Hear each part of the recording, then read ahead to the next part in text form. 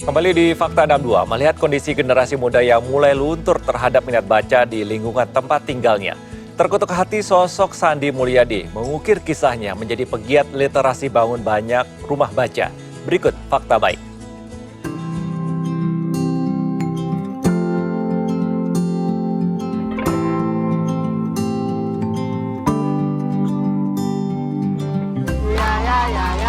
Kita belajar membaca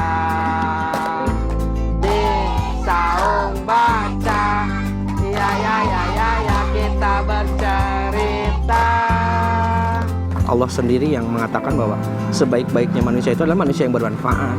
Sehingga manusia bermanfaat itu adalah orang yang memang bermanfaat buat orang sekitar. Jadi apa yang saya lakukan yang mungkin kecil ini ya, mungkin buat saya mungkin ini apa yang bisa saya lakukan, hal sekecil ini mudah-mudahan bisa dirasakan manfaatnya untuk orang-orang yang ada di sekitar saya. Teman, ayo membaca.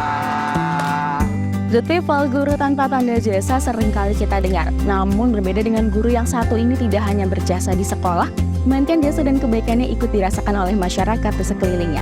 Kali ini saya sedang berada di salah satu sekolah tempat Mang Yadi mengajar. Mang Yadi ialah sosok yang selalu menyebarkan kebaikan kepada orang-orang di sekelilingnya.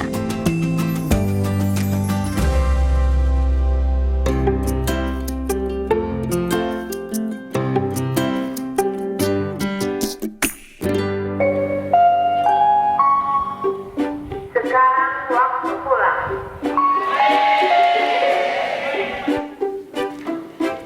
Halo Mang Yadi, apa kabar?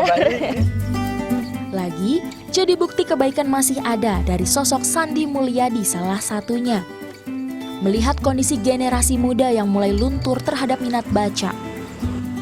Tergugah hati, ia menginisiasi gerakan literasi di lingkungan tempat tinggalnya di Kampung Cicadas, Kecamatan Warung Kondang, Cianjur, Jawa Barat. Ini rumah saya sekaligus juga menjadi tempat taman bacaan anak-anak kumpul di sini. Ia berinisiatif membuka ruang rumahnya untuk anak-anak belajar membuka wawasan dengan buku.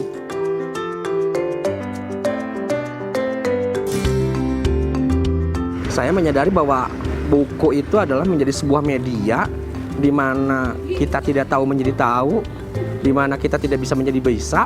Yang itu saya rasakan sendiri. Nah, atas dasar apa yang saya alami dan saya rasakan, saya ingin berbagi kepada mereka di luar sana, walaupun mereka yang mungkin tidak punya kesempatan untuk mendapatkan fasilitas belajar atau sekolah, atau mereka yang memang saat ini begitu teralihkan dunia edukasi. Mang Yadi hanyalah masyarakat biasa yang menyelesaikan pendidikan formal hingga jenjang sekolah menengah pertama. Ia terpaksa berhenti sekolah karena ketiadaan biaya. Keberhasilan membangun fasilitas ini ia mulai dari nol, bersamaan dengan perjalanan hidupnya yang tak mudah. Tujuannya sederhana, agar anak-anak di lingkungan tempat tinggalnya gemar membaca. Assalamualaikum. Halo. Jadi emang selalu ramai kayak gini ya Pak ya? Benar banget kata saya. Jadi di sini itu mereka udah kayak rumah kedua buat mereka. Jadi mereka nggak ada saya juga, mereka suka datang sendiri aja dengan gini karena emang istri juga ada di rumah. Dan kegiatannya beraneka ragam, ada yang membaca, menggambar dan juga main-mainan gitu. Jadi ya senyamannya mereka aja lah gitu. Berlatar belakang sebagai tenaga pengajar honorer, tak meredupkan semangat Mang Yadi untuk terus mengajak masyarakat melek literasi. Dalam hidupnya, ia memegang teguh bahwa sebaik-baiknya manusia adalah yang bermanfaat bagi sesama. Kita mau apa nih? Nah, kita biasanya suka cerita-cerita sebelum sore nih. Itu bisa kurang baik, makanya ada nyanyi kan, jangan main HP aja. Selain itu, Mang Yadi juga aktif edukasi soal pelestarian lingkungan. Misalnya dengan membiasakan anak-anak untuk hidup minim sampah atau zero waste. Ya, kenapa harus cinta sama bumi? Gimana, ada yang tahu nggak supaya kita cinta terhadap bumi harus ngapain? Adi tahu nggak? Tahu dong. Gimana? Dipeluk. Emang bumi bisa dipeluk? Gimana? Ada yang tahu nggak? Jangan membuang sampah sembarangan.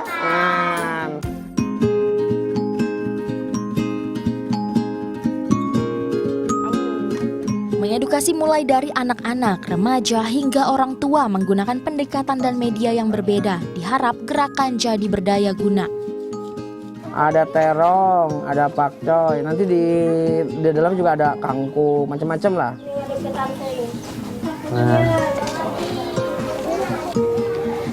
Ya, good people, tadi kita setelah bercerita, mendongeng, dan Mang Yadi mengajarkan kepada anak-anak di sini bagaimana cara merawat bumi. Dan sekarang Mang Yadi lagi mengajarkan anak-anak di sini juga untuk menanam tanaman sendiri, yang dimana komposnya dan juga potnya dibuat sendiri, dan makin mengingatkan kita untuk terus menjaga lingkungan. Ia yakin kegiatan sekecil apapun akan berdampak besar nantinya. Sudah jadi contoh, misalnya sampah popok yang mengotori lingkungan mereka disulap berguna jadi pot tanaman misalnya. Ya, pertama sampah-sampah kan asalnya berserakah ya, karena ada program Mang Yadi sekarang jadi berkurang, di jalan tuh bersih gitu kan. Apalagi sekarang ada Jumat bersih gitu kan, jadi ibu-ibu selalu aktif gitu. Secercah kepedulian datangkan banyak arti, tumbuhkan banyak harapan. Sesederhana kepedulian Mang Yadi, tumbuhkan minat baca, juga kampanyekan hidup bebas sampah sebagai bentuk tanggung jawabnya sebagai penduduk bumi. Faktanya kebaikan masih ada, selama masih ada yang peduli, masih ada yang mau menikmati indahnya berbagi. Mang Yadi masih punya mimpi mendirikan saung baca di seluruh penjuru negeri. Good people, kebaikan akan selalu ada dalam bentuk apapun. Seperti Mang Yadi yang membangun saung baca dan akhirnya menjadi ladang ilmu bagi anak-anak di sini. Dan juga mengajak dan mengedukasi warga di sini untuk terus peduli terhadap lingkungan. Dari Mang Yadi juga kita semakin sadar bahwa faktanya kebaikan masih akan terus ada. Natasha Alfa, Agung Maulana melaporkan untuk NET.